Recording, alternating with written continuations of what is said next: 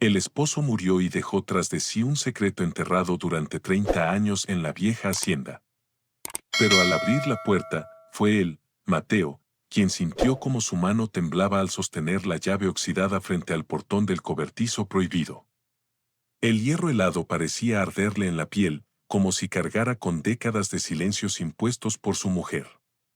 El viento de San Miguel de Allende silbaba entre los mezquites retorcidos que rodeaban la estructura de adobe resquebrajado, arrastrando consigo el olor a tierra seca y a recuerdos que jamás debieron salir a la luz. Mateo sabía que al girar esa llave su vida entera cambiaría para siempre. Sabía que nada volvería a ser igual. Y aún así, con el corazón desgarrado y la garganta seca, insertó la llave en la cerradura. El chasquido resonó como un disparo en medio del silencio de la hacienda. La puerta se abrió lentamente, rechinando como si protestara por revelar lo que había guardado durante décadas. Y entonces Mateo vio lo que su esposa Isabel Montoro había ocultado todo ese tiempo. Pero para comprender cómo Mateo Rivas llegó hasta ese instante frente al cobertizo prohibido, sosteniendo en sus manos la llave que destrozaría su mundo, es necesario regresar apenas unos días atrás, cuando su vida todavía parecía tener sentido, y el nombre de Isabel aún significaba amor y no traición. El sol apenas comenzaba a asomarse sobre las colinas áridas que rodeaban la hacienda El Horizonte cuando Mateo despertó aquel jueves. Era un día como tantos otros en los 30 años que llevaba casado con Isabel Montoro. Se levantó con cuidado para no molestarla, ella aún dormía profundamente, con esa respiración acompasada que él conocía de memoria. Mateo caminó descalzo sobre el piso de barro cocido que crujía levemente bajo sus pasos, mientras en la cocina ya hervía el agua para el café. Desde la ventana podía contemplar la vasta extensión de viñedos que había trabajado con sus propias manos durante tantos años.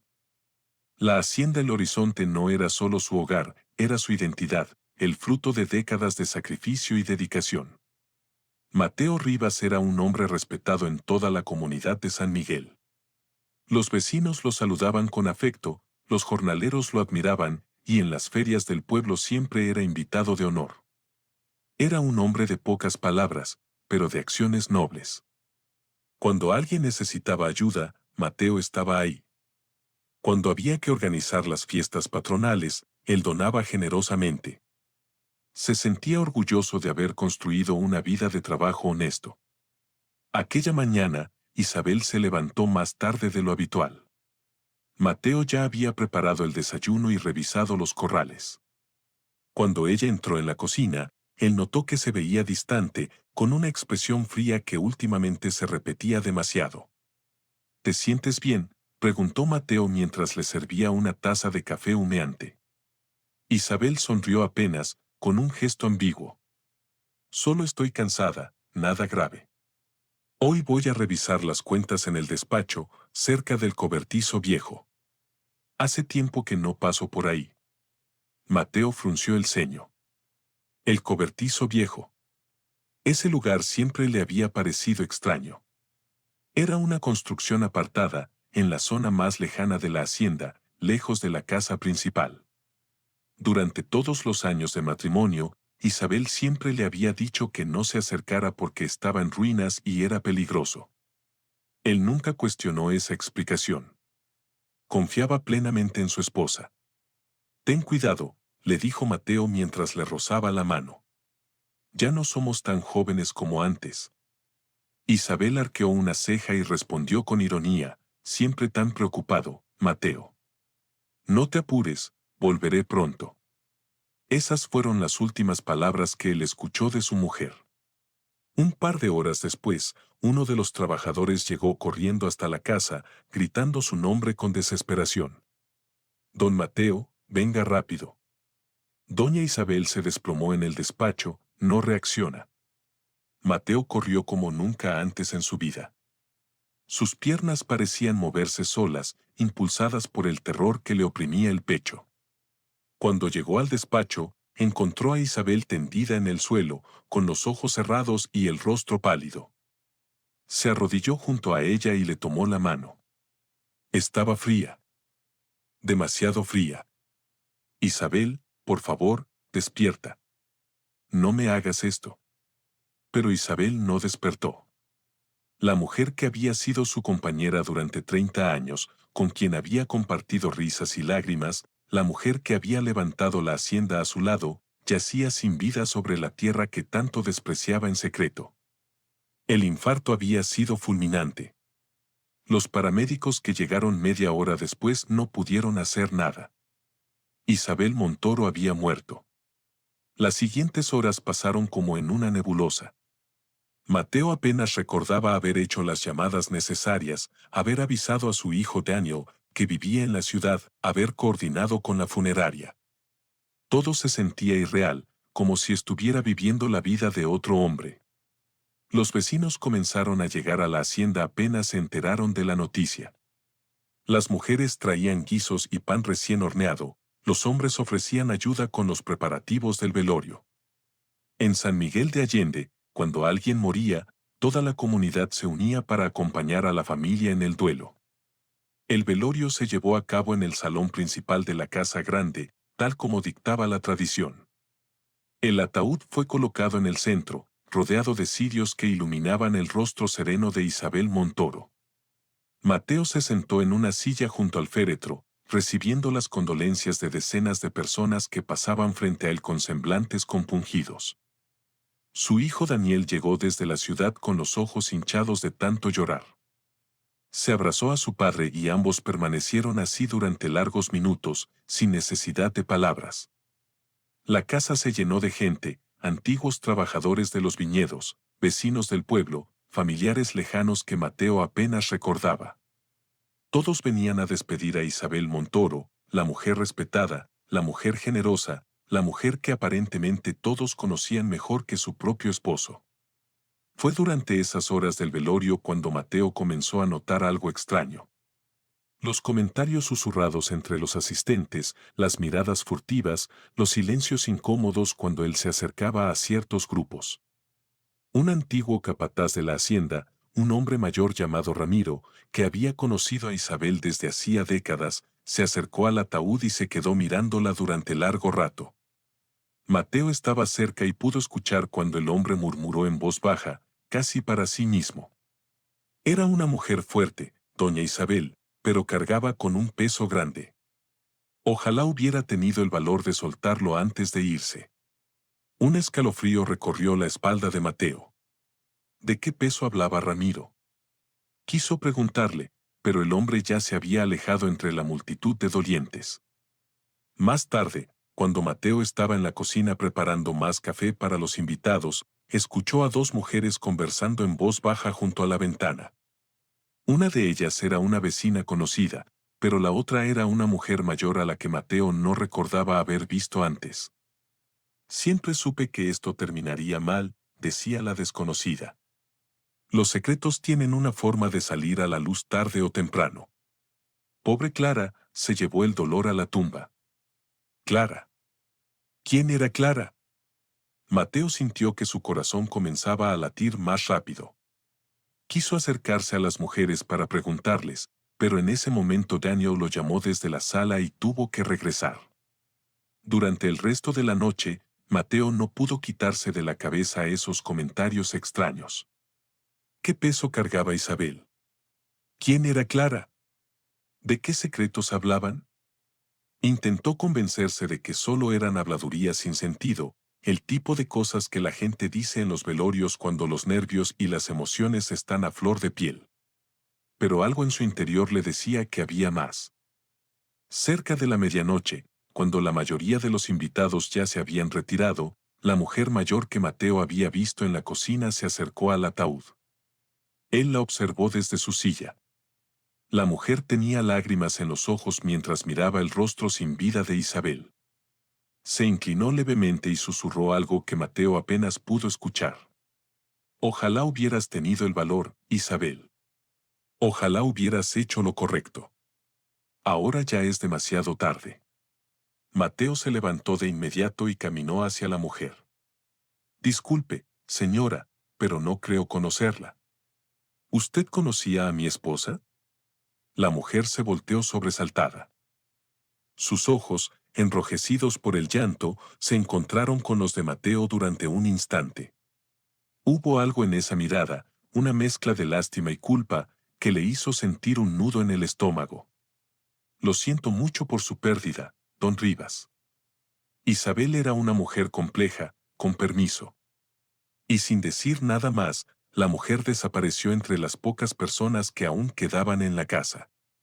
Mateo intentó seguirla, pero cuando llegó a la puerta, ella ya se había subido a un coche y se alejaba por el camino de tierra que conducía a la carretera principal. Esa noche, Mateo apenas pudo dormir. Se quedó despierto en la cama que había compartido con Isabel durante 30 años, mirando el techo mientras su mente no dejaba de dar vueltas a los comentarios extraños del velorio. Había algo que todos sabían y que él desconocía. Había un secreto enterrado en algún lugar, y todos parecían estar al tanto menos él. Al día siguiente se llevó a cabo el entierro. Fue una ceremonia sencilla en el pequeño cementerio del pueblo, bajo un cielo despejado que contrastaba con la oscuridad que Mateo sentía en su corazón.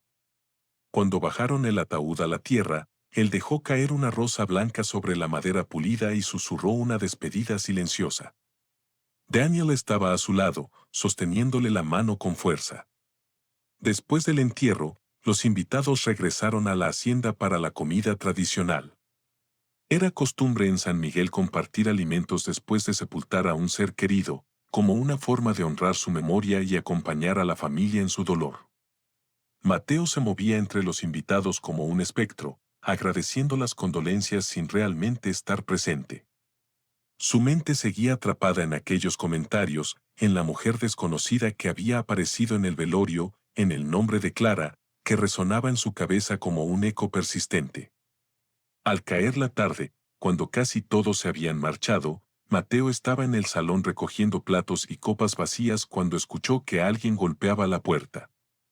Abrió y se encontró con Héctor Valdivia, el antiguo administrador de la hacienda. Héctor había trabajado junto a Isabel durante más de 20 años antes de jubilarse. Era un hombre de confianza, alguien en quien Mateo siempre había visto un aliado. Pero ese día Héctor se veía distinto, el rostro demacrado, los ojos hundidos como si no hubiera dormido en días, y las manos temblorosas. Don Mateo, necesito hablar con usted, es importante. Mateo lo hizo pasar y lo condujo hasta la cocina, donde le sirvió un vaso de agua. Héctor bebió con nerviosismo antes de hablar. No sé cómo decirle esto. He cargado con esta culpa durante años y ahora que doña Isabel ya no está, siento que me está matando por dentro. Mateo sintió que el aire se le escapaba de los pulmones. ¿De qué hablas, Héctor? El hombre sacó de su bolsillo un pañuelo doblado. Lo colocó sobre la mesa con cuidado, como si contuviera algo frágil y peligroso al mismo tiempo. Cuando lo desdobló, Mateo vio una llave. Era una llave vieja, oxidada, con el metal gastado por el paso del tiempo. Doña Isabel me hizo prometer hace muchos años que si algo le pasaba, yo le entregaría esto a usted. Me juró que no dijera nada mientras estuviera viva, pero que después debía asegurarme de que usted la recibiera. ¿Qué es? Preguntó Mateo, aunque una parte de él temía la respuesta. Es la llave del cobertizo viejo, el que siempre estuvo cerrado, el que doña Isabel nunca dejaba que nadie se acercara. Mateo tomó la llave con manos temblorosas. El metal estaba frío y áspero contra su piel. Miró a Héctor buscando más explicaciones, pero el hombre evitaba su mirada. ¿Qué hay ahí dentro, Héctor? Dímelo. El administrador negó con la cabeza. Yo no puedo decirle, don Mateo. Eso es algo que tiene que descubrir usted mismo.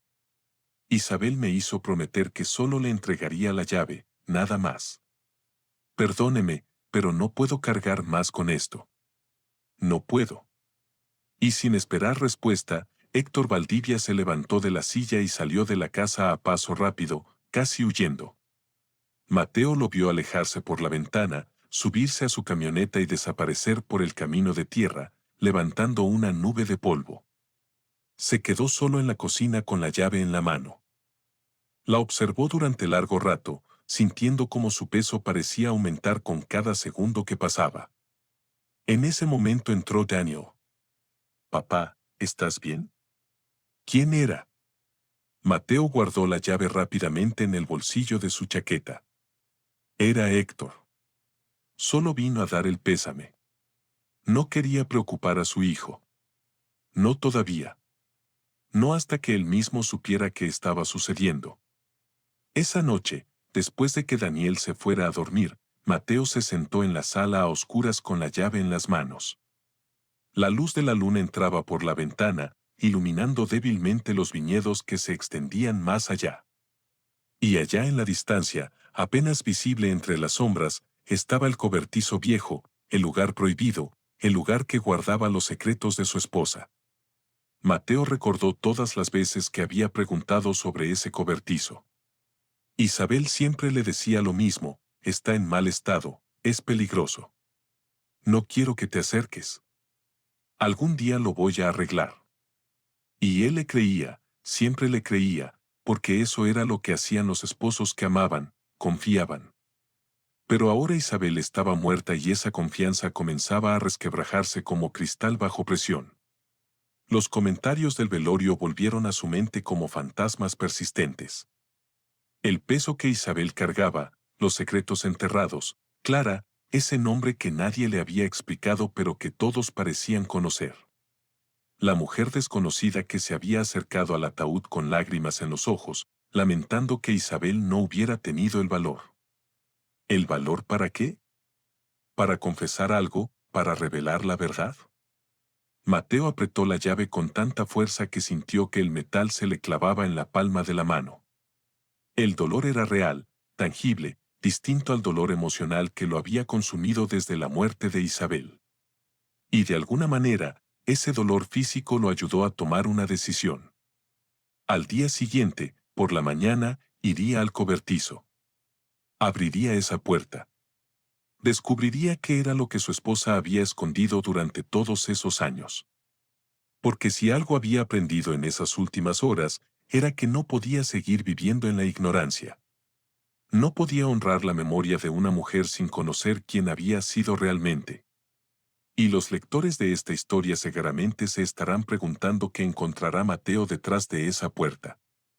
Nosotros siempre agradecemos a quienes siguen estas historias, porque son relatos que invitan a reflexionar sobre la vida, el amor y los secretos que a veces se ocultan en silencio.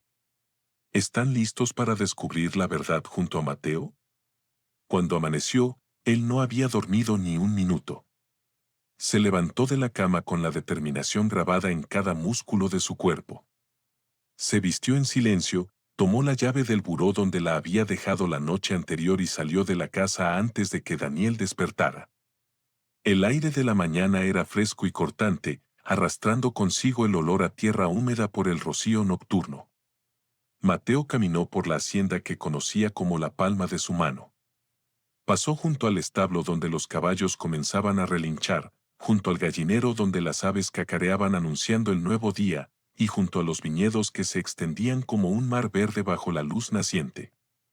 Siguió avanzando, adentrándose cada vez más en la parte más alejada de la propiedad, hasta que finalmente lo vio.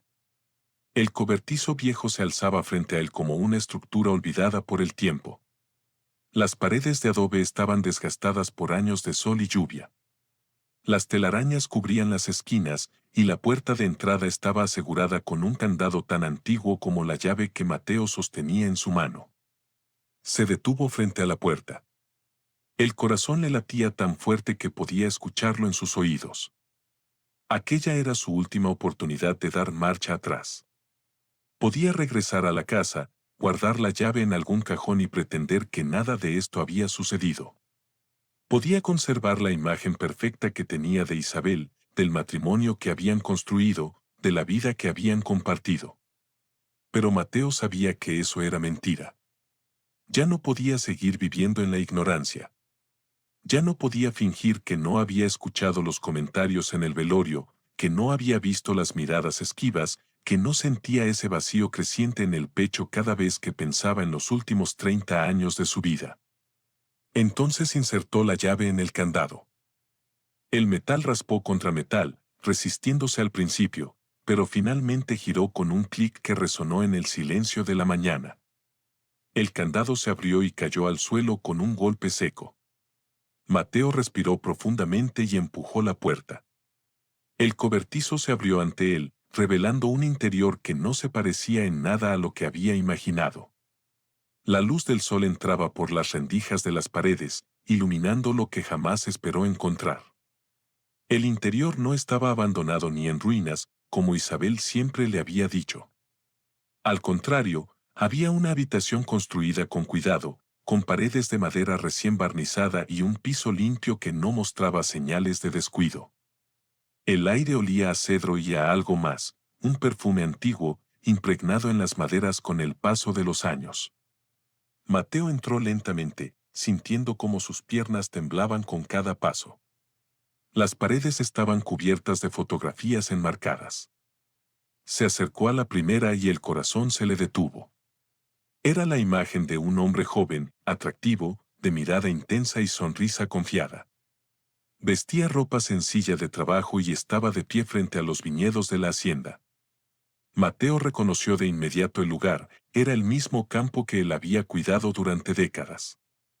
Había más fotos, decenas de ellas.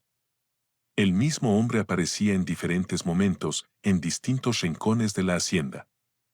En algunas estaba solo, en otras rodeado de trabajadores, y en una de ellas, colgada en el centro de la pared, como si fuera la más importante de todas, aparecía junto a Isabel. Ambos sonreían. Ella tenía el brazo enlazado con el de él. Se veían felices, demasiado felices. Mateo sintió que las lágrimas comenzaban a rodar por sus mejillas sin que pudiera controlarlas. ¿Quién era ese hombre? ¿Por qué Isabel tenía todas esas fotografías escondidas? ¿Por qué nunca le había hablado de él? En una esquina de la habitación había una mesa pequeña de madera tallada a mano. Sobre ella descansaba una caja del mismo material, decorada con diseños florales que delataban el trabajo de un artesano experto. Mateo se acercó con el corazón latiéndole tan fuerte que sentía que se le saldría del pecho. Abrió la caja con cuidado, y lo que encontró dentro terminó de destrozar el mundo que conocía. Cartas. Decenas de cartas escritas a mano en papel amarillento por el tiempo. Mateo tomó la primera con dedos temblorosos y comenzó a leer. La letra era de Isabel, esa caligrafía que él conocía tan bien después de 30 años de matrimonio. Pero las palabras que leía no eran para él. Mi amado Gabriel, los días sin verte se hacen eternos. Cuando te observo entre los viñedos, cuando nuestras miradas se cruzan aunque sea por un instante, siento que el corazón se me quiere salir del pecho. Sé que lo nuestro es un pecado. Sé que estoy traicionando todo lo que debería ser intocable, pero no puedo evitar lo que siento por ti. Eres la luz que me rescata de la oscuridad. Mateo dejó caer la carta como si le quemara las manos. Gabriel. Ese era el nombre que había escuchado en susurros durante el velorio, el nombre que la mujer desconocida había mencionado con dolor en la voz. Gabriel Ortega, el hombre de las fotografías, el hombre al que Isabel había amado en secreto. Tomó otra carta, y luego otra, y otra más. Todas eran de Isabel para Gabriel, declaraciones de amor escritas con una pasión que Mateo jamás había visto en los mensajes que ella le dejaba a él. Había cartas donde Isabel le prometía a Gabriel que algún día estarían juntos, que encontraría la manera de romper con todo, que él era el verdadero amor de su vida. Las fechas de las cartas eran de más de 30 años atrás, de la misma época en la que Mateo se había casado con ella. También había cartas de Gabriel para Isabel. Su letra era firme, elegante, cargada de ternura y deseo. Mi amada Isabel, decía una de ellas, sé que esto puede destruirnos, pero no puedo imaginar mi vida sin ti. Cuando me miras siento que soy el único hombre en el mundo. No me importa lo que digan los demás. No me importa que tengamos que escondernos. Te amo con cada fibra de mi ser. Mateo sintió que las náuseas le subían por la garganta. Se dejó caer en una silla vieja junto a la mesa y siguió revisando el contenido de la caja. con lágrimas que no dejaban de caer. Había más fotografías sueltas dentro. En una de ellas, Isabel aparecía abrazada a Gabriel y en otra, él la sostenía con ternura mientras ella mostraba un vientre abultado. Mateo calculó mentalmente las fechas de las cartas y se dio cuenta de algo que lo hizo temblar. Isabel había estado embarazada aproximadamente un año después de casarse con él. Siguió buscando entre los papeles con manos desesperadas, necesitando saber más, aunque cada descubrimiento fuera como un puñal clavándose en su pecho. Y entonces lo encontró, un documento oficial doblado con cuidado. Lo desdobló y leyó el encabezado. Acta de nacimiento. Registro Civil del Estado de Guanajuato. Nombre del niño, Andrés Ortega. Fecha de nacimiento, 15 de abril, hacía 32 años. Nombre de la madre, Isabel Montoro. Nombre del padre, el espacio estaba en blanco. Pero en el margen del documento había una nota manuscrita, con la letra de Isabel, mi hijo. Que Dios me perdone, pero es mi hijo, y no tuve el valor de reconocerlo. Mateo dejó escapar un sollozo que le salió desde lo más profundo del alma. Isabel había tenido un hijo con otro hombre, un hijo que nunca le mencionó, un hijo que mantuvo en secreto durante más de 30 años mientras él criaba a Daniel, mientras construían juntos lo que él pensaba que era una familia sólida y honesta. Isabel tenía otro hijo en algún lugar del mundo. Siguió leyendo los documentos. Había reportes de un orfanato, papeles que indicaban que el niño Andrés había sido entregado a una institución cuando tenía apenas 2 años. Había también una carta más reciente, fechada apenas 10 años atrás, donde Isabel escribía sobre su culpa y su cobardía. He buscado a Andrés durante años. Sé dónde está. Sé que creció sin padre, sin madre, sin nadie. Gabriel desapareció y nunca supe qué fue de él. Algunos dicen que se marchó del pueblo avergonzado, otros que enfermó y murió lejos de aquí. Y yo fui una cobarde que no tuvo el valor de buscarlo, de reclamar a mi hijo, de hacer lo correcto.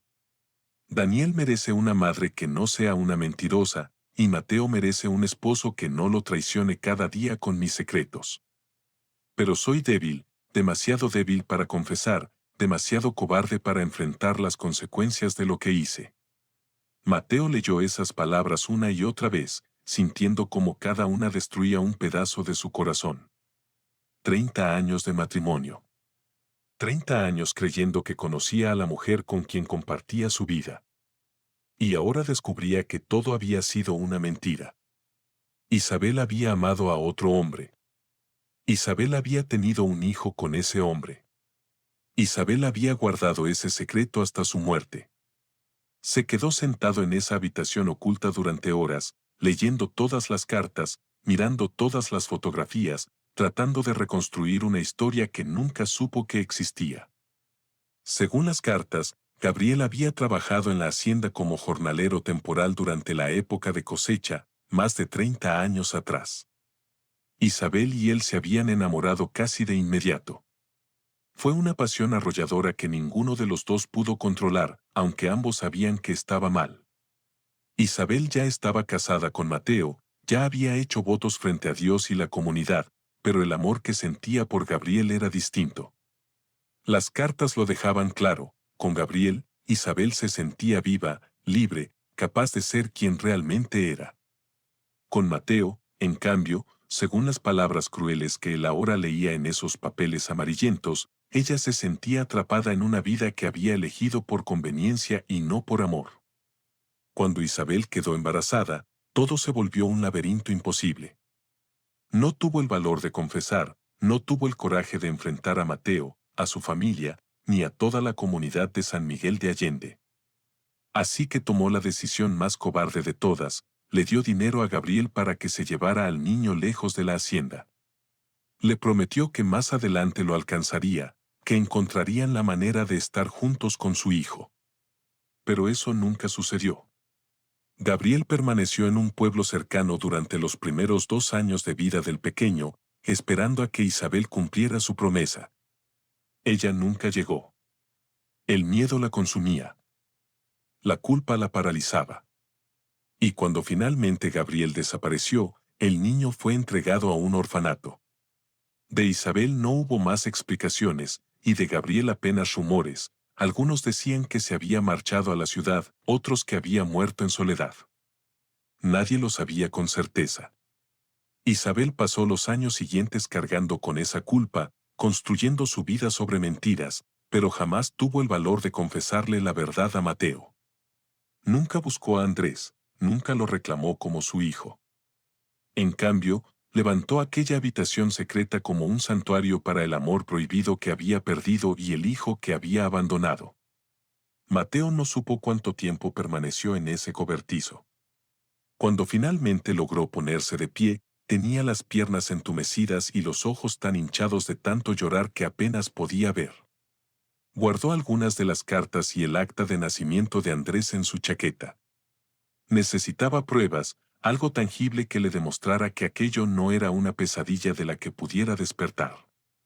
Salió del cobertizo con pasos inseguros, cerrando la puerta detrás de él, pero sin volver a poner el candado.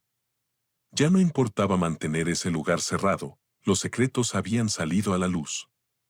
Caminó de regreso a la casa como un fantasma, sin notar el sol que brillaba en lo alto ni el canto de los pájaros en los viñedos. Cuando entró, encontró a Daniel en la cocina preparando café. Su hijo lo miró y de inmediato supo que algo terrible había ocurrido. «Papá, ¿qué tienes? Estás pálido. ¿Dónde estabas?»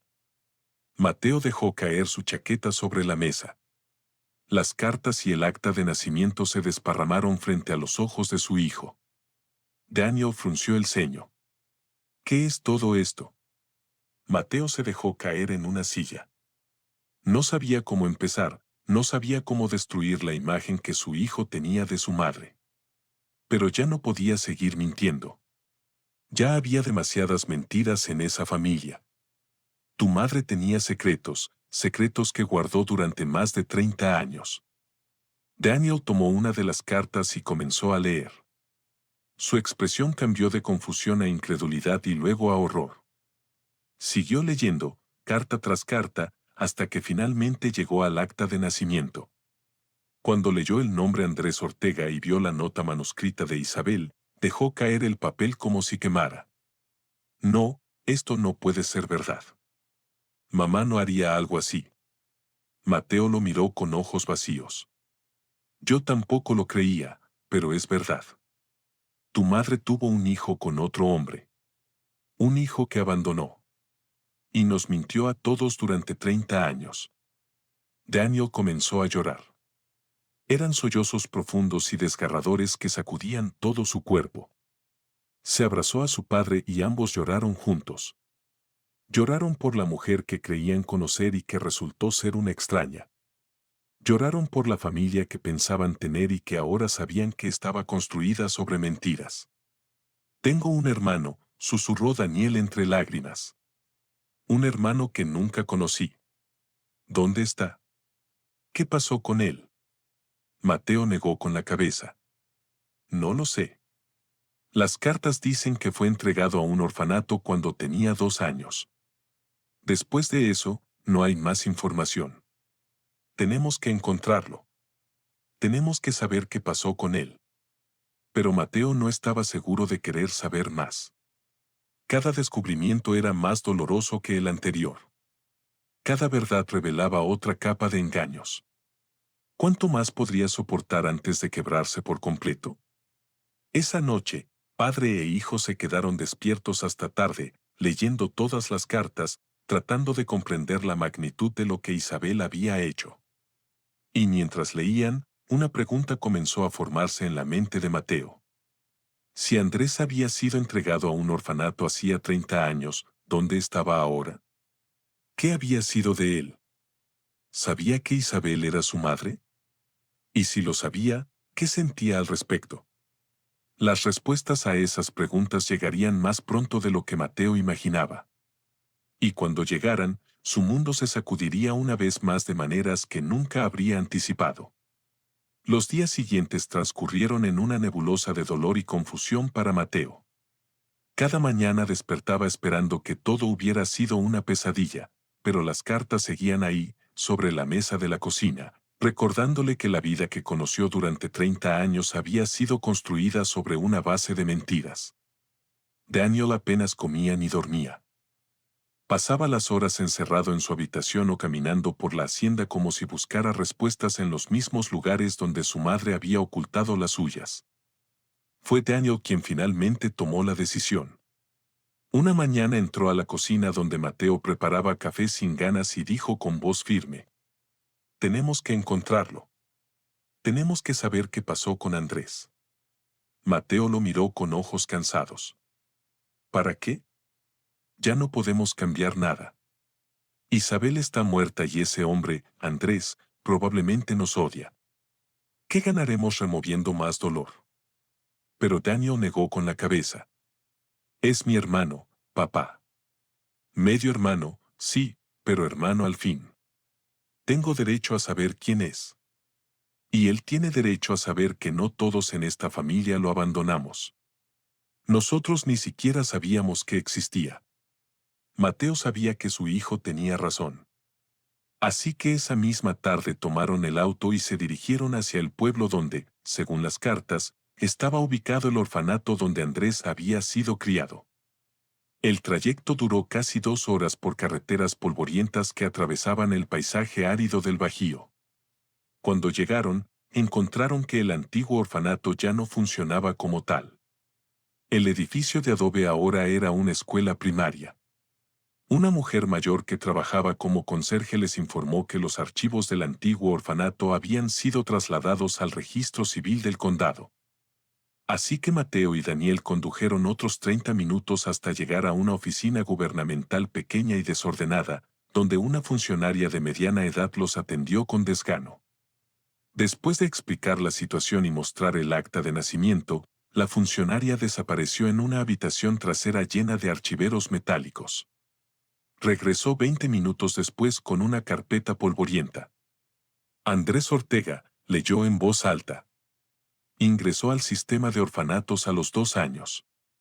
Fue adoptado brevemente cuando tenía 7 por una familia de apellido Ortega, pero la adopción fue revertida 2 años después por problemas conductuales del menor. Regresó al sistema hasta los 18, cuando salió por mayoría de edad. ¿Problemas conductuales?, preguntó Daniel. La funcionaria revisó los papeles. Según los reportes, el niño mostraba episodios de ira, rebeldía extrema, dificultades para formar vínculos. Los psicólogos atribuyeron estos problemas al trauma del abandono.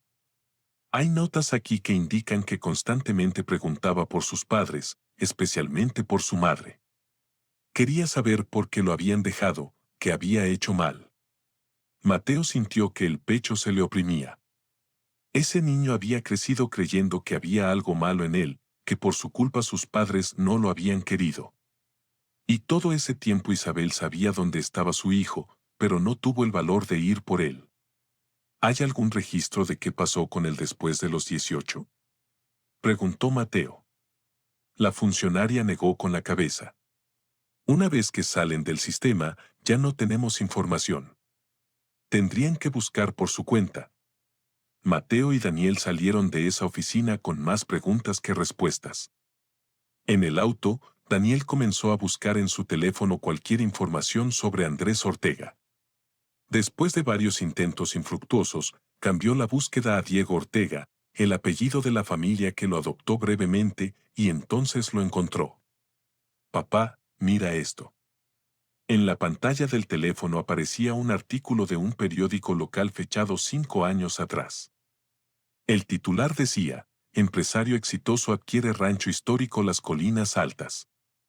La fotografía mostraba a un hombre de aproximadamente 30 años, de complexión fuerte, cabello oscuro y unos ojos que Mateo reconoció de inmediato. Eran los mismos ojos de Isabel, los mismos ojos que veía en Daniel, los ojos de la familia Montoro. El artículo explicaba que Andrés Ortega, un empresario que había hecho fortuna en el sector de la tecnología agrícola, había comprado el rancho Las Colinas Altas, con planes de convertirlo en una operación ganadera moderna. El rancho Las Colinas Altas estaba justo al lado de la hacienda El Horizonte. Eran vecinos. Mateo sintió que un escalofrío le recorría la espalda. ¿Era coincidencia o Andrés había comprado ese rancho específicamente para estar cerca de la familia que lo había abandonado? Daniel siguió investigando en Internet. Encontró más artículos sobre Andrés Ortega. Había construido un imperio desde la nada, superando una infancia difícil en el sistema de orfanatos para convertirse en un hombre de negocios respetado. Pero en ninguna entrevista hablaba de su familia. Siempre decía que estaba solo en el mundo, que no tenía a nadie. También encontraron registros públicos que mostraban que Andrés había intentado comprar terrenos de la Hacienda El Horizonte en múltiples ocasiones durante los últimos 5 años. Todas esas ofertas habían sido rechazadas por Isabel. Mateo recordó vagamente que su esposa le había mencionado algo sobre un vecino insistente que quería expandir su propiedad, pero Isabel siempre desestimaba el tema diciendo que las tierras de El Horizonte nunca se venderían. Ahora Mateo entendía por qué. Isabel sabía quién era realmente Andrés Ortega. Sabía que era su hijo. Y el rechazo constante a venderle terrenos no era más que otra forma de cobardía. Era otra manera de mantener la distancia, de evitar enfrentar la verdad. Ese fin de semana, Mateo y Daniel fueron al pueblo de San Miguel para hacer algunas compras. Necesitaban salir de la hacienda, despejar sus mentes aunque fuera por unas horas. Estaban en la ferretería comprando alambre para reparar una cerca cuando Mateo lo vio.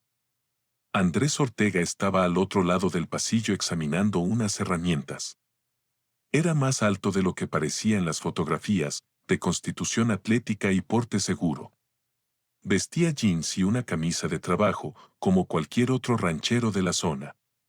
Pero había algo en su expresión, una dureza en la mandíbula, una frialdad en los ojos que lo hacía distinto. Este era un hombre que había aprendido a no confiar en nadie, que había levantado muros altos alrededor de su corazón. Daniel también lo vio y agarró el brazo de su padre. «Es él, papá. Es él». Mateo sintió que las piernas le temblaban. Parte de él quería acercarse, presentarse, explicarle que nunca supo de su existencia. Pero otra parte, la parte herida y enojada por todas las mentiras de Isabel, solo quería salir corriendo de ahí. Andrés levantó la vista en ese momento y sus ojos se encontraron con los de Mateo. Por un instante, algo parpadeó en su mirada, un reconocimiento quizás, o tal vez solo curiosidad. Pero inmediatamente desvió la vista y siguió caminando como si no los hubiera visto. Mateo sintió esa frialdad como una bofetada. Ese hombre lo había ignorado deliberadamente. Daniel quiso seguirlo, pero Mateo lo detuvo. No aquí, no ahora. Durante las siguientes semanas, los encuentros se repitieron. Mateo veía a Andrés en el banco, en la tienda de alimentos, en la gasolinera. Cada vez, él lo miraba brevemente y luego desviaba la vista. Nunca había un saludo, nunca un reconocimiento. Era como si Mateo fuera invisible para él. Los rumores en San Miguel comenzaron a circular rápidamente.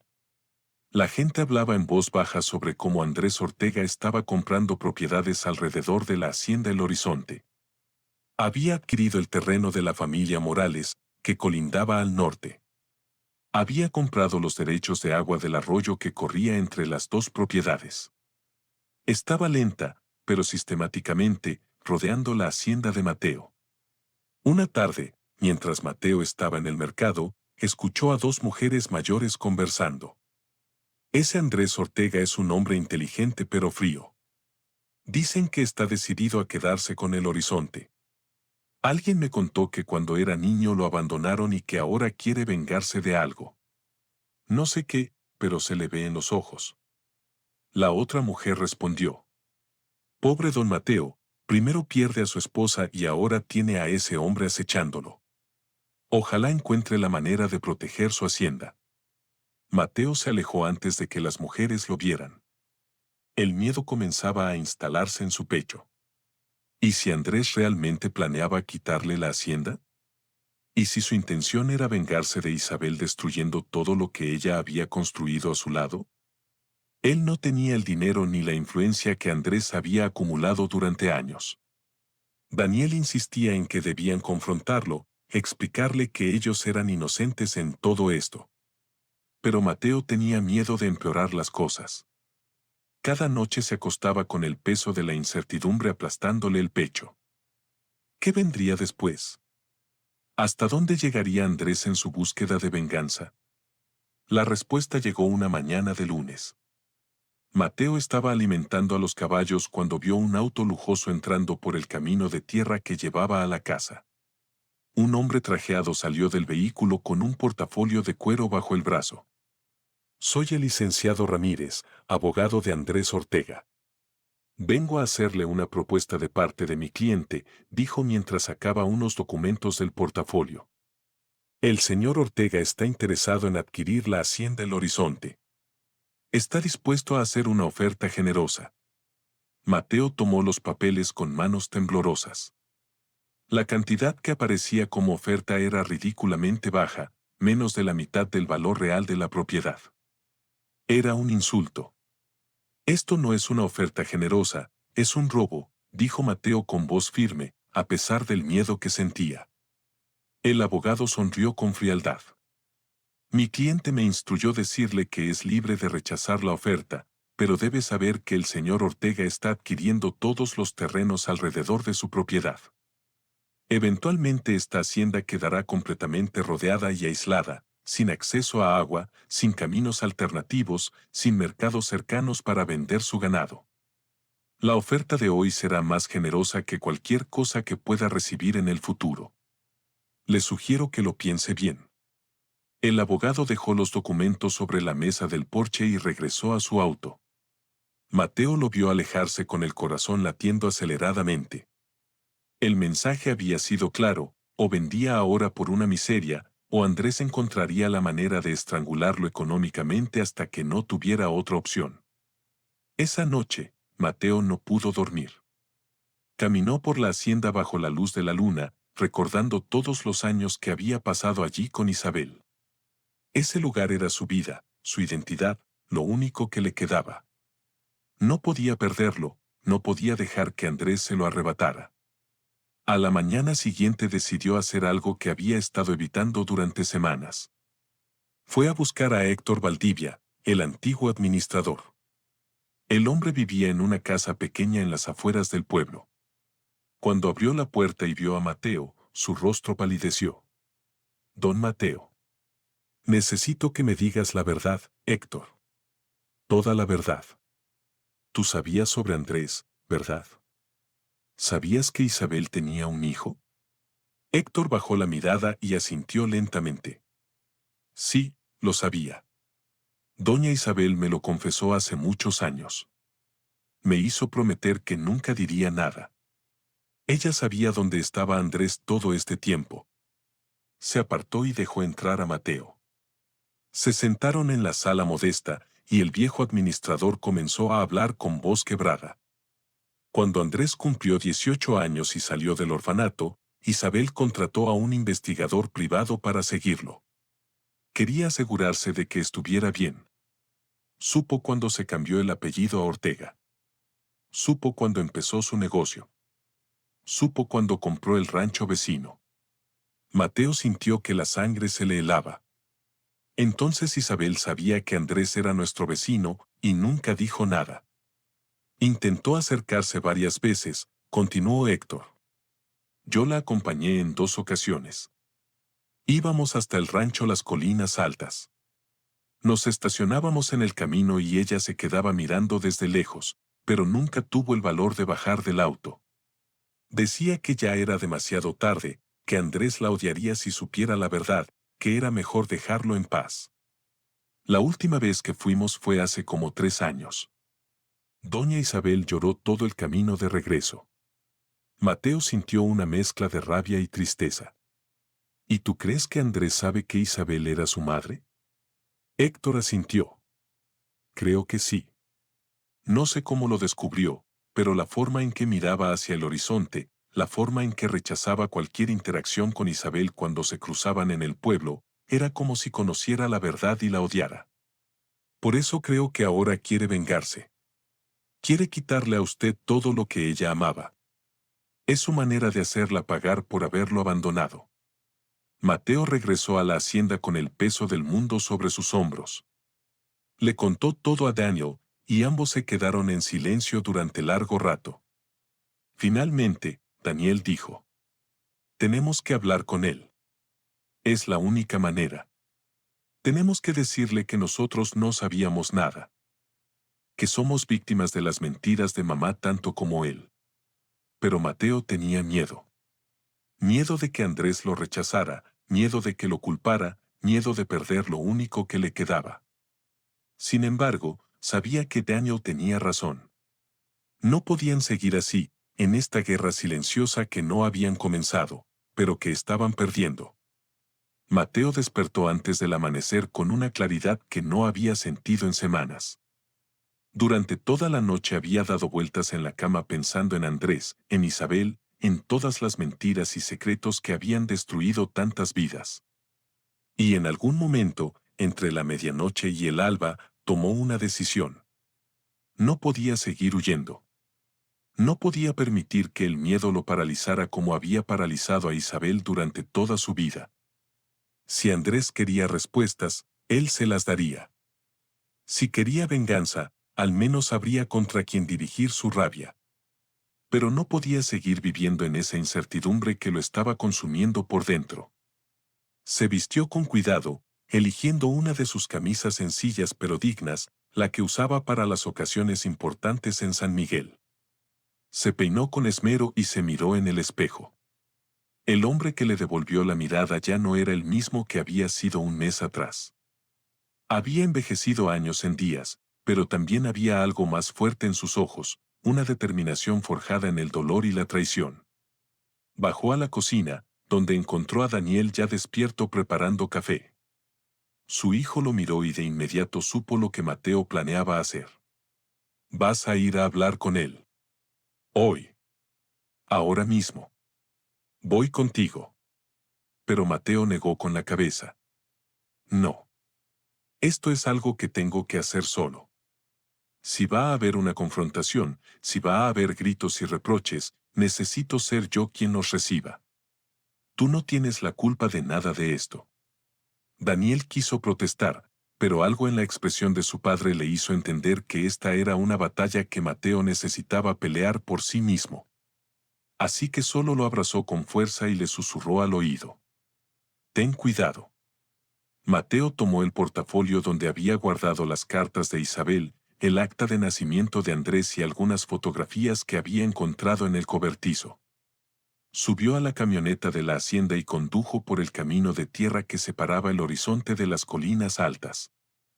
El trayecto, que normalmente tomaba 15 minutos, le pareció eterno. Con cada kilómetro que avanzaba sentía que el corazón le latía más fuerte. Cuando llegó a la entrada del rancho de Andrés, un portón de hierro forjado bloqueaba el camino. Había un intercomunicador a un lado. Mateo respiró profundamente y presionó el botón del intercomunicador.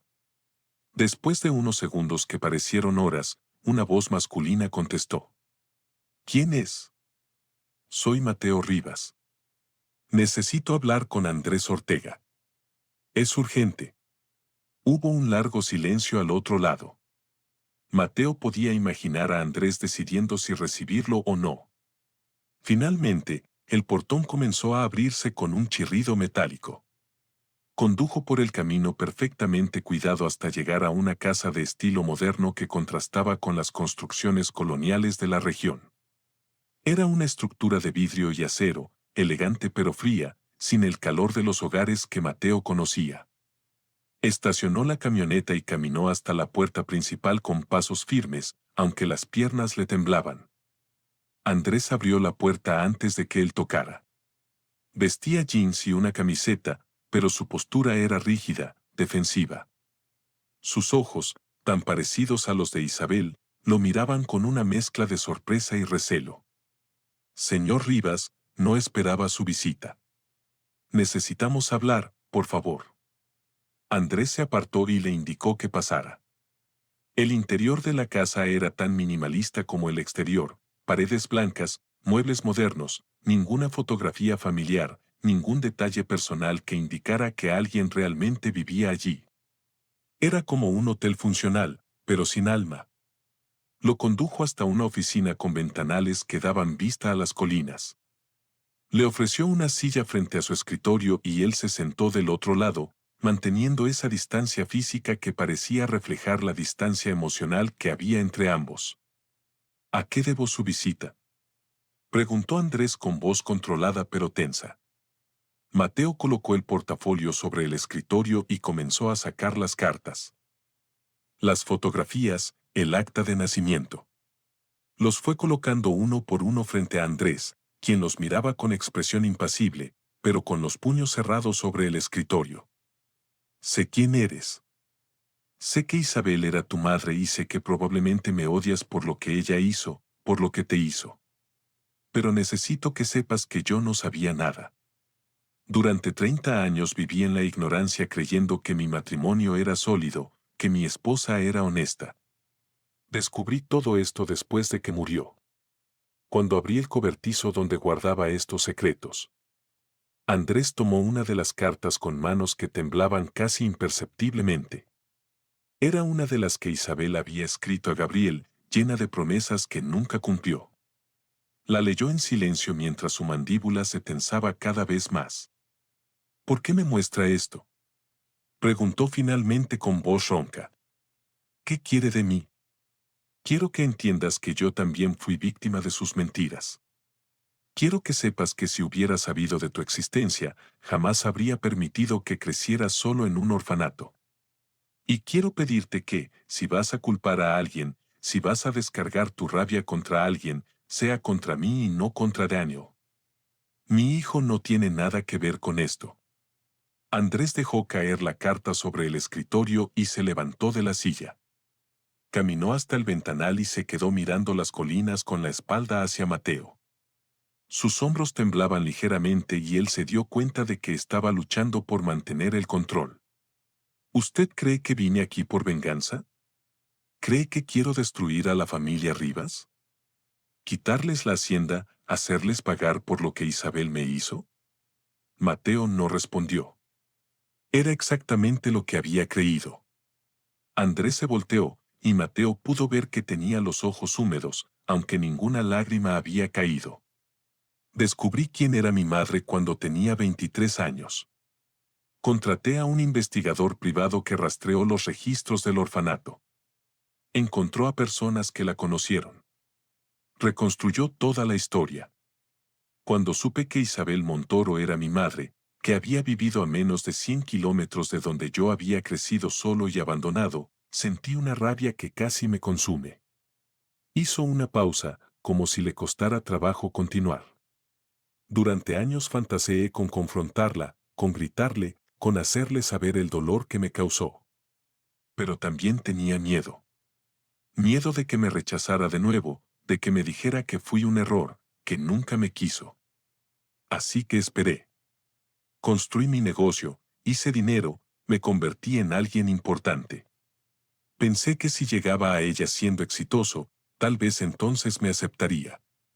Andrés regresó a su silla y se dejó caer en ella como si sus piernas ya no pudieran sostenerlo. Cuando supe que la hacienda vecina estaba en venta, la compré de inmediato. Pensé que si estaba cerca, si ella me veía trabajando la tierra, construyendo algo, tal vez entonces se acercaría. Tal vez entonces tendría el valor de reconocerme como su hijo.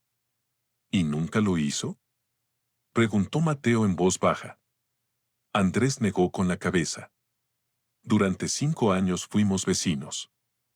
5 años en los que nos cruzábamos en el pueblo, en los que yo iba a eventos donde sabía que ella estaría, en los que intenté iniciar conversaciones que ella siempre cortaba de manera abrupta. Y cada rechazo era como volver a ser ese niño de 7 años, preguntándose qué había hecho mal para que su madre no lo quisiera. Las lágrimas finalmente comenzaron a rodar por las mejillas de Andrés.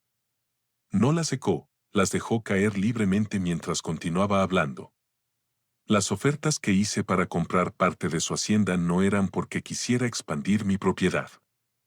Era mi manera desesperada de forzar una interacción, de obligarla a sentarse conmigo en una mesa y hablar, aunque fuera de negocios. Pero ella siempre mandaba a sus abogados, siempre rechazaba las ofertas sin siquiera considerarlas. Nunca me dio la oportunidad de estar en la misma habitación que ella. Mateo sintió que algo se quebraba dentro de su pecho. Todo este tiempo había creído que Andrés era el villano que planeaba vengarse destruyendo todo lo que Isabel había amado. Pero la verdad era mucho más triste.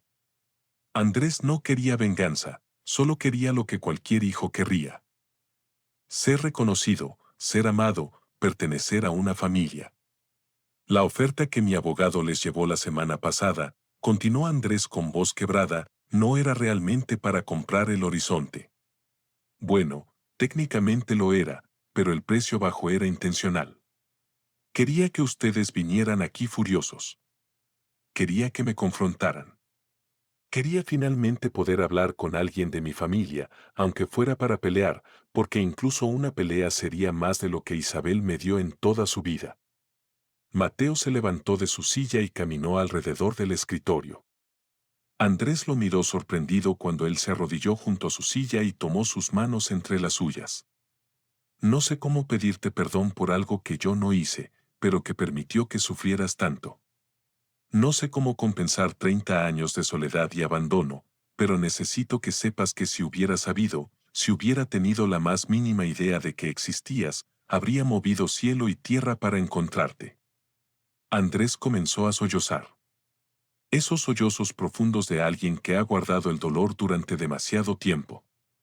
Mateo lo abrazó con la misma fuerza con la que había abrazado a Daniel cuando era niño y tenía pesadillas, con esa energía paternal que no necesita lazos de sangre para existir. En ese momento, la puerta de la oficina se abrió de golpe. Daniel entró jadeando, con el rostro enrojecido como si hubiera corrido. No pude quedarme en casa. Tenía que venir, comenzó a decir, pero se detuvo al ver la escena frente a él, su padre abrazando a un hombre que lloraba como un niño perdido. Andrés levantó la vista y vio a Daniel por primera vez. Los ojos de ambos, tan similares, se encontraron. En ese instante no necesitaron palabras para reconocerse como hermanos. Daniel caminó lentamente hacia ellos. Tú eres Andrés. Él asintió, limpiándose las lágrimas con el dorso de la mano. Y tú eres Daniel, mi hermano. Medio hermano, corrigió Daniel, pero luego sacudió la cabeza. No, qué tontería, eres mi hermano. Se acercó y se arrodilló junto a Mateo. Extendió la mano hacia Andrés, quien lo miró como si fuera algo frágil y precioso. Cuando sus manos se tocaron, Daniel lo jaló hacia él en un abrazo torpe, pero lleno de significado. Durante varios minutos, los tres permanecieron así, abrazados en medio de esa oficina fría y sin alma. Tres personas destrozadas por las mentiras de una mujer, pero unidas por la necesidad compartida de familia y pertenencia. Cuando finalmente se separaron, Andrés los invitó a pasar a la sala. Preparó café y se sentaron en los sofás minimalistas mientras hablaban durante horas. Andrés les contó sobre su infancia en el orfanato, sobre la familia Ortega que lo adoptó brevemente, pero que finalmente no pudo manejar su ira y sus problemas de conducta. Les habló de los años de terapia, de cómo construyó su negocio desde cero, de las noches en las que se quedaba despierto preguntándose por qué no había sido suficiente para que sus padres lo quisieran. Mateo le mostró más cartas, le habló sobre Gabriel y cómo, según los documentos, había desaparecido cuando Andrés tenía 2 años. Daniel compartió sus propios recuerdos de crecer con Isabel, recuerdos que ahora estaban teñidos por el conocimiento de su secreto. Entonces, Andrés se levantó y salió de la sala. Regresó varios minutos después con una urna de cerámica decorada con diseños florales. Mi madre murió hace 10 años. Yo tenía 22. Había estado enferma durante años, viviendo en un asilo para personas sin recursos en Texas. El investigador que contraté la encontró 3 meses antes de que muriera. Pude visitarla, pude hablar con ella, pude finalmente preguntarle todo lo que necesitaba saber. ¿Qué te dijo? Preguntó Mateo con voz suave. Andrés acarició la urna con ternura. Me dijo que Isabel fue el amor de su vida. Me dijo que cuando quedó embarazada de mí, ella le prometió que dejaría a su esposo, que formarían una familia juntos.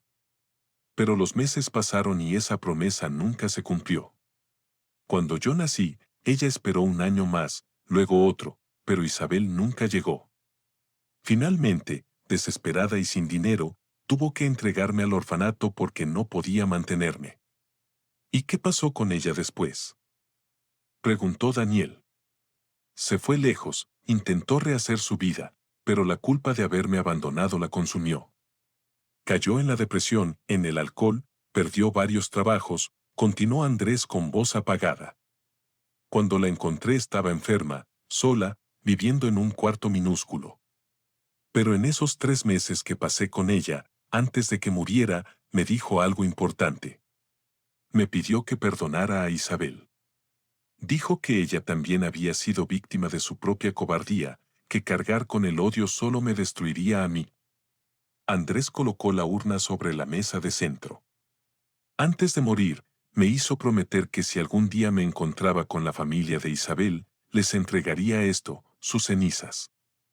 Dijo que quería descansar en la hacienda donde fue feliz, aunque fuera por poco tiempo. Quería estar cerca del hombre que amó, sin importar todo el dolor que le causó. Mateo miró la urna con lágrimas en los ojos. Él también había amado a Isabel. Él también había sido feliz con ella, aunque ahora sabía que esa felicidad estaba construida sobre mentiras. Y, sin embargo, entendía lo que aquella mujer había sentido. El amor no siempre es lógico. El amor no siempre se puede controlar y a veces perdura incluso cuando debería haberse extinguido. Entonces hagamos algo que Isabel nunca tuvo el valor de hacer, dijo Mateo con voz firme. Construyamos la familia que debió existir desde el principio. Honremos la memoria de tu madre y tratemos de sanar juntos de este dolor que nos dejó. Andrés lo miró con esperanza brillando en sus ojos. ¿De verdad harían eso? ¿Me aceptarían como parte de su familia después de todo lo que pasó? Daniel tomó la mano de su hermano. Tú no eres responsable de lo que hizo mamá. Y mereces tener una familia tanto como cualquiera de nosotros. Esa misma tarde, los 3 condujeron hasta la hacienda El Horizonte. Andrés llevaba la urna con las cenizas de su madre con cuidado. Cuando llegaron, Mateo los guió hasta un lugar especial, una colina pequeña desde donde se podía ver toda la extensión de los viñedos. Era el lugar favorito de Isabel, donde solía ir a pensar cuando estaba agobiada. Las cenizas de Isabel habían sido enterradas en el cementerio del pueblo, pero Mateo había guardado un puñado en una pequeña caja de madera. La sacó ahora y se la mostró a Andrés. Pensé que tal vez querríamos hacer algo diferente, algo solo para nosotros. Andrés asintió, y juntos los 3 esparcieron las cenizas mezcladas de Isabel y Gabriel sobre la tierra de la colina. El viento las llevó suavemente, dispersándolas entre los matorrales y las flores silvestres que crecían allí. Por fin, después de 30 años de separación forzada, estaban juntos. Mientras observaban las cenizas desaparecer en el paisaje, Mateo habló en voz baja. El perdón no borra el dolor, no hace que las mentiras desaparezcan ni que el tiempo perdido regrese. Pero el perdón nos permite seguir adelante, nos permite construir algo nuevo sobre las ruinas de lo que fue. Andrés lo miró con gratitud. Gracias por darme la oportunidad de tener una familia. Incluso si es tarde, incluso si no es perfecta, es más de lo que nunca pensé que tendría. Daniel los abrazó a ambos. Somos familia ahora los 3, y vamos a hacer que funcione, no importa qué tan difícil sea. Caminaron juntos de regreso a la casa mientras el sol comenzaba a ponerse sobre las colinas de San Miguel. El cielo se pintó de naranjas y rosas, como si la naturaleza misma celebrara este nuevo comienzo. Mateo miró a sus 2 hijos, uno que había criado y otro que acababa de encontrar, y sintió que algo en su pecho, algo que había estado roto desde que abrió aquel cobertizo, comenzaba a sanar. Las semanas siguientes trajeron cambios significativos. Andrés comenzó a visitar la hacienda El Horizonte regularmente. Ayudaba con el trabajo, compartía comidas con Mateo y Daniel, aprendía las historias familiares que se había perdido durante 30 años. También compartía sus propias vivencias, sus luchas, sus triunfos, llenando los espacios en blanco que había dejado su ausencia. Mateo retiró la idea de vender la hacienda y en su lugar propuso algo diferente: Andrés podría trabajar el horizonte junto a ellos. Combinando su conocimiento moderno de agricultura tecnológica con las tradiciones que la familia había mantenido durante generaciones. Sería un negocio familiar de verdad, algo que beneficiaría a todos. Andrés aceptó con lágrimas en los ojos. Era todo lo que siempre había querido: pertenecer, ser parte de algo más grande que él mismo, tener un lugar donde era bienvenido, no por su dinero ni por su éxito, sino simplemente por ser quien era. Una tarde, mientras los tres trabajaban reparando una cerca en la parte norte de la hacienda, Daniel hizo la pregunta que había estado en la mente de todos. ¿Creen que mamá estaría orgullosa de lo que estamos haciendo, o se sentiría culpable por todo el dolor que causó? Mateo se detuvo y miró hacia la colina donde habían esparcido las cenizas. Creo que Isabel habría tenido sentimientos encontrados. Culpa, sí, pero también alivio de que finalmente todo salió a la luz. Y tal vez, solo tal vez, un poco de paz al saber que hicimos lo que ella nunca tuvo el valor de hacer. Andrés martilló el último clavo en el poste de la cerca. Pasé años odiándola, años fantaseando con lo que le diría si alguna vez tenía la oportunidad. Pero ahora que estoy aquí, ahora que los tengo a ustedes, me doy cuenta de que el odio solo me habría destruido. Mi madre tenía razón: el perdón no es para la persona que te lastimó, es para ti mismo. Los tres se quedaron en silencio por un momento, cada uno perdido en sus propios pensamientos. Luego, Daniel sonrió.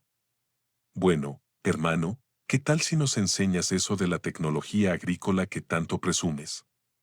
Esta hacienda necesita entrar al siglo XXI. Andrés rió. Y era un sonido hermoso, libre de la amargura que había cargado durante tantos años. Con una condición: ustedes me enseñan a hacer esas tortillas que huelen tan bien cada mañana. Un hombre no puede vivir solo de tecnología.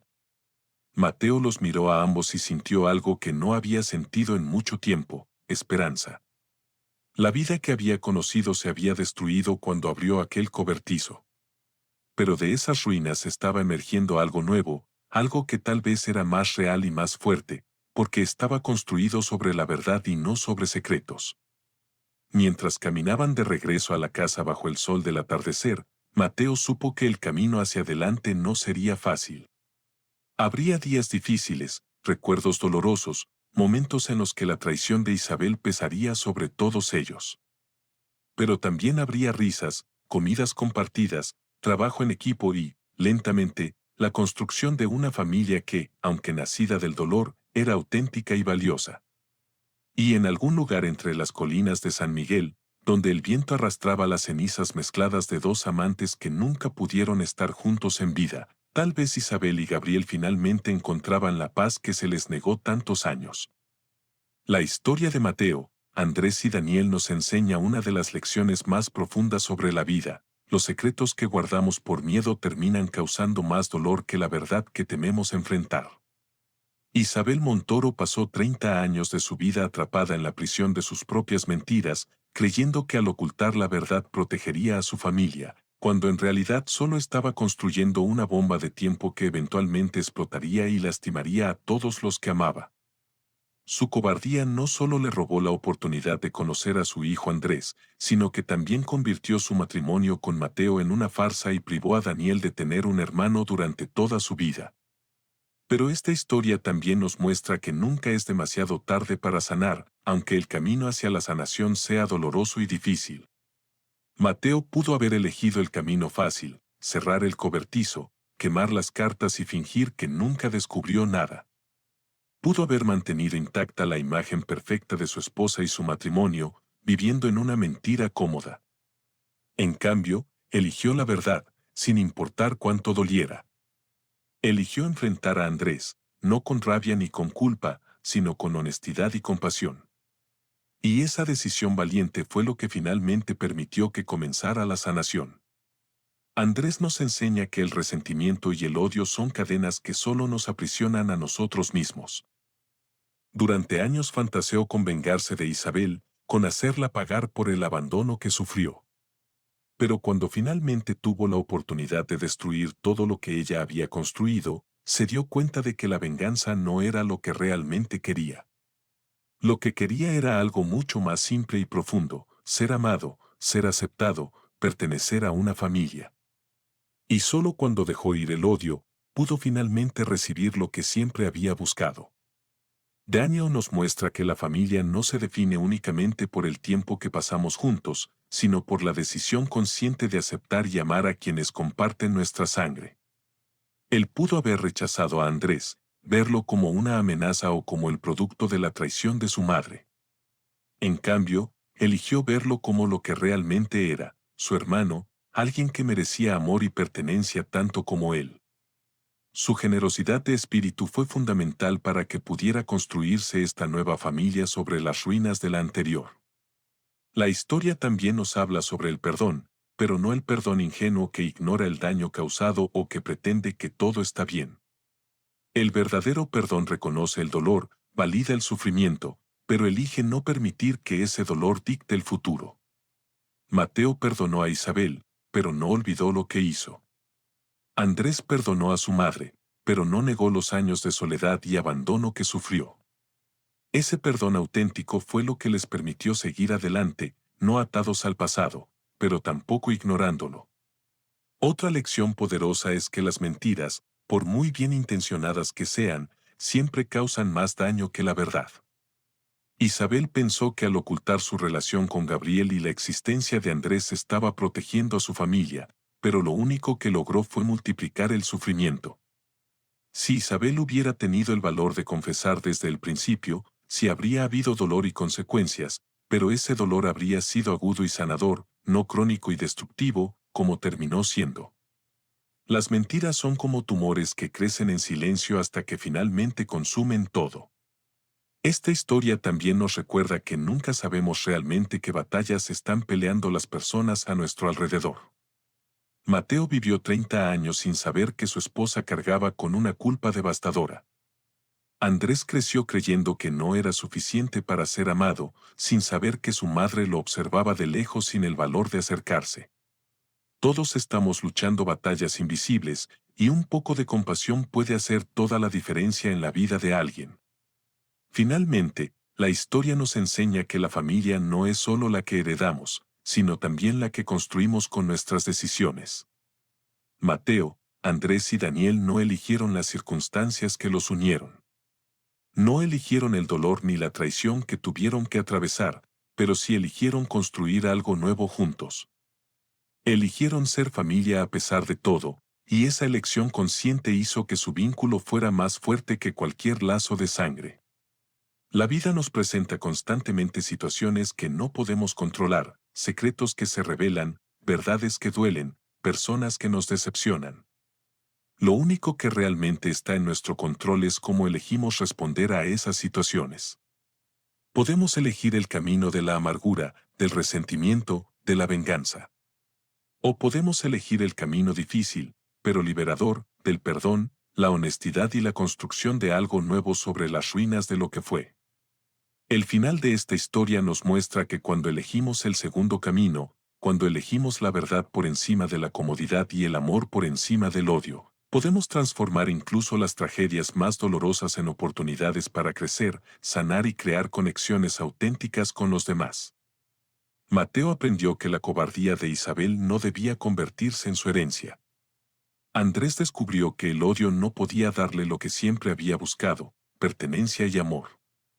Daniel entendió que la familia no se define por los silencios del pasado, sino por la decisión de aceptar y abrazar al otro en el presente. Y así, en medio de las colinas de San Miguel, donde el viento arrastraba las cenizas de dos amantes que nunca pudieron estar juntos en vida, tres hombres decidieron escribir una nueva historia. Una historia sin secretos, sin máscaras, sin miedo. Una historia donde el dolor se transformó en fuerza, y la traición en la oportunidad de construir una vida más verdadera.